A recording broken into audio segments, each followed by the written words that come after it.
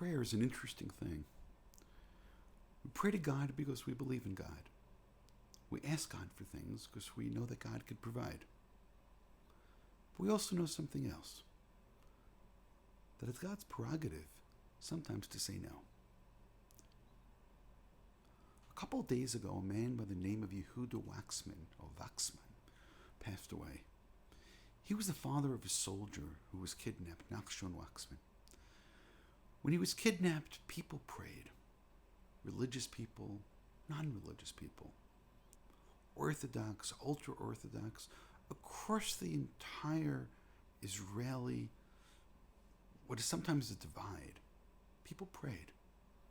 And in the end, there was an operation to try to liberate his son, and in that liberation, his son was killed. And not only he was killed, but also the officer who was part of the team to try to liberate him was also killed. And then a reporter during the Shiva asked what I thought was one of the most insensitive questions imaginable. They turned to this man who was really full of dignity.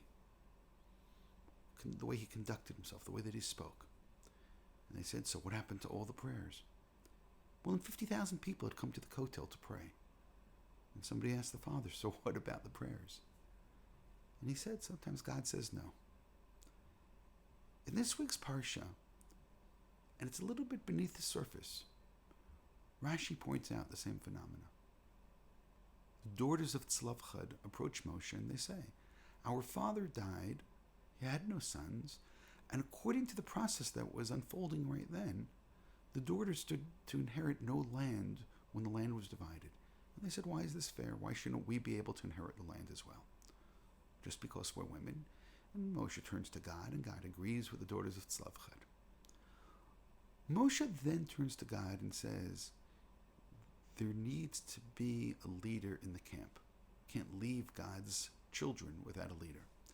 But there was one thing between the request and the response to the daughters of Tzlavchad and Moshe's statement about a leader. And that was God said, climb up to the mountain and take a look at the land of Israel because you're not going in. So according to Rashi, Moshe now knows he's going to die. He accepts his fate. Again, sometimes God says no. But then he asks something. Again, this is not in the text. He asks, and he says, well, if this is all about inheritance, and the daughters of Tzlavchad are going to inherit their father, what about my sons?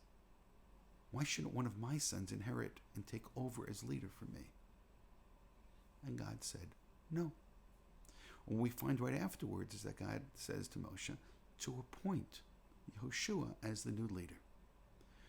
Which means Moshe, the greatest prophet who ever lived, arguably our greatest leader, the man who knew how to talk to God better than any of us possibly ever could, prays to God about going into the land of Israel. We're told prayed 515 times, and God said no.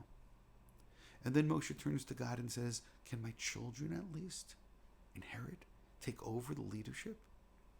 And God says no. Which means it's God's prerogative to say no. Man goes through life probably more frustrated than fulfilled, although that's up to us. Not everything that we want is what's good for us. Not everything that we think we need is going to make us happy. And sometimes we can turn and pray to God with the most incredible devotion, and nonetheless, sometimes God's prerogative is to say no, even to Moshe.